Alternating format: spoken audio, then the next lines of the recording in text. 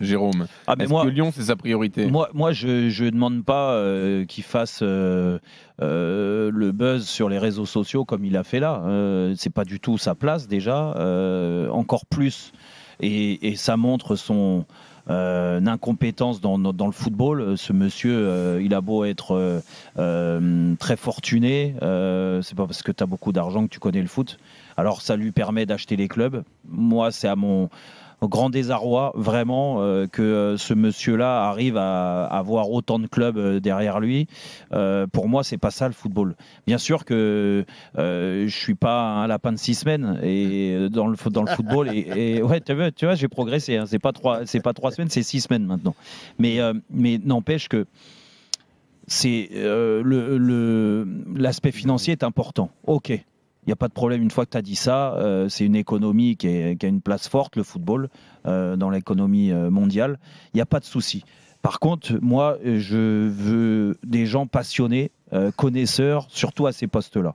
Et je suis désolé, lui, il montre tout le contraire. Tout le contraire, parce que ce qu'il fait là, après cette défaite de son équipe au Brésil, là, il a montré qu'il était passionné. Non, mais c'est inadmissible. Arrête. Il n'arrive pas à vivre l'injustice. Mais pourquoi? Parce qu'il porte le maillot de Botafogo. Pour le coup, il fait passionné. Il est passionné. Oui, mais bon, pour moi, c'est du bluff à tous les niveaux. Tu sais pourquoi il est comme ça, dans cet état-là? C'est parce qu'il a mis son argent et qu'il a envie d'avoir des résultats. Parce qu'ils sont tous pareils. C'est du business avant tout. Et à Lyon, c'est du business, sauf que le business qu'il veut mettre à Lyon et l'argent qu'il a mis, il voit que ça part en fumée parce que le club part complètement en vrille et qu'il est complètement dépassé, et ça se voit dans sa communication, ça se voit dans son attachement à l'Olympique Lyonnais. Mais encore une fois, c'est humain et c'est normal, Jean-Louis. Moi, je lui en veux pas de ça. Je lui en veux juste de nous montrer aussi peu d'importance pour l'Olympique Lyonnais et de montrer autant d'importance pour Botafogo ou Molenbeek ou l'équipe qu'il a au Portugal, parce que maintenant on ne sait plus combien il en a, ou en Angleterre. Donc pour moi, c'est du grand n'importe quoi, ce bonhomme-là. Et je me dis, mais Lyon, il vit des moments très compliqués. Déjà, on en a parlé sportivement, je ne vais pas revenir dans le vestiaire et tout ce qu'il pense, et les résultats qui suivent derrière. Mais avec ce monsieur-là, mais je dis bon courage. Mais les supporters qui sont dans un état pas possible, et ce qui est logique, c'est les amoureux de l'Olympique Lyonnais. Là, je vois, il faisait référence, Edouard, à Sidney Govou. Il a totalement raison, mais ces mecs-là qui ont porté Lyon, qui ont donné beaucoup à Lyon, mais franchement, il s'arrache les cheveux aujourd'hui. C'est horrible de voir ce personnage-là montrer aussi peu d'importance et se montrer sur les réseaux sociaux comme ça, alors que tu as une équipe qui est à la dérive en Ligue 1. Oui. Le problème aussi, Jean-Michel, c'est qu'il s'affiche partout. Parce que tu pourrais avoir plusieurs clubs, mais laisser un représentant, un président délégué gérer chaque club, sauf que lui, on le voit partout du coup. Oui, mais, et nulle part, en fait. Mais c'est le propre même des incompétents, c'est qu'ils ne se rendent même pas compte qu'ils sont ridicules. C'est ça. Donc lui ne se rend même pas compte qu'il est ridicule, qu'il est à côté de la plaque. Mais moi, je suis étonné que les supporters lyonnais soient étonnés. Je ne sais pas si Doudou est toujours là, mais quand on voit le cirque, qui a précédé la vraie vente, je me disais, ce type-là, c'est un ventilateur. Et c'est un ventilateur, alors, qui est excessif dans tout. Et notamment dans sa colère, là. Parce que, évidemment, quand il parle de corruption, c'est pas des mots en l'air, où il connaît pas la gravité des propos qu'il tient, ou c'est un inconscient. Donc le rouge est pas si scandaleux que ça, hein, pour avoir l'image. Le carton rouge qui provoque sa colère est pas si scandaleux que ça. Tu vois. Mais quand tu traites de quelqu'un de corrompu à la radio, il faut quand même que tu apportes des preuves. Oui, exactement. Je pense que c'est quelqu'un qui n'a aucun repère.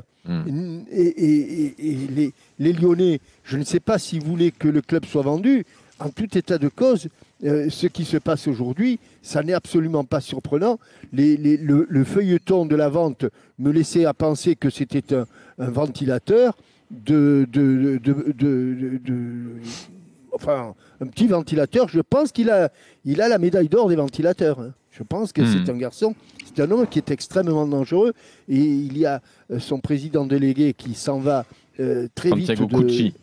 de Lyon et qui a compris que cet homme était un personnage à ne pas trop fréquenter. Voilà. Et donc, je pense qu'on n'est pas au bout de nos surprises et malheureusement de nos mauvaises surprises avec cet individu. Pascal, qu'est-ce que t'en penses, toi? Est-ce que tu veux vraiment le fond de ma pensée, Jean-Louis? Ah bah oui, bien sûr, Pascal. Avec des mots, évidemment, qu'on peut entendre sur une antenne nationale avec des enfants Ouais, mais qui ça, écoutent. c'est peut-être... Oui, tu as raison. Mais qu'est-ce que j'en ai à foutre de ces personnes qui vont à l'extérieur, ils ont des clubs de partout et qui gueulent, qui fassent ce qu'ils veulent ailleurs. Mais là...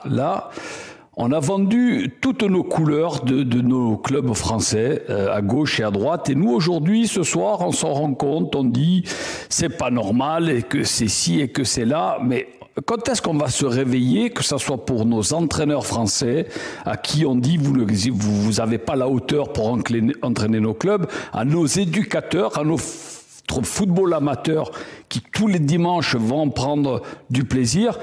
Et là, on a des présidents, parce qu'ils ont de l'argent, du pognon, c'est très bien.